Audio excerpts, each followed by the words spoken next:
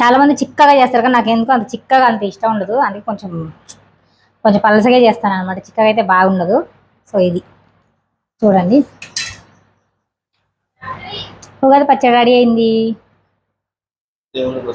దేవుడి ప్రసాదాలు పులిహార, పూర్ణాలు, పరవన్నం, వడపప్పు దేవుడికి పెట్టే ముందు తీసి పెడదామనేసి పెట్టానమాట వడపప్పు.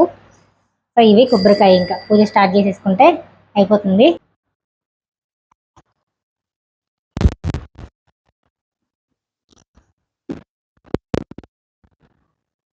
శారీ ఎలా ఉంది, శారీ ఎలా ఉంది ఫ్రెండ్స్, బాగుందా? ఈ శారీ వచ్చేసి నేను ఇన్స్టాగ్రామ్లో తీసుకున్నాను అనమాట. ఈ ట్రెడిషనల్ లుక్ అనమాట శారీ, సరే కదా, చాలా బాగుంది. సో ఈరోజు ఈ ఉగాదికి నేను నా ట్రెడిషనల్ శారీ అనమాట ఇది. అది మీరందరూ ఉగాది పండుగ ఎలా జరుపుకున్నారు ఏంటి అనేది కామెంట్ చేయండి. అందరూ బాగా జరుపుకోండి. ఈ కొత్త సంవత్సరం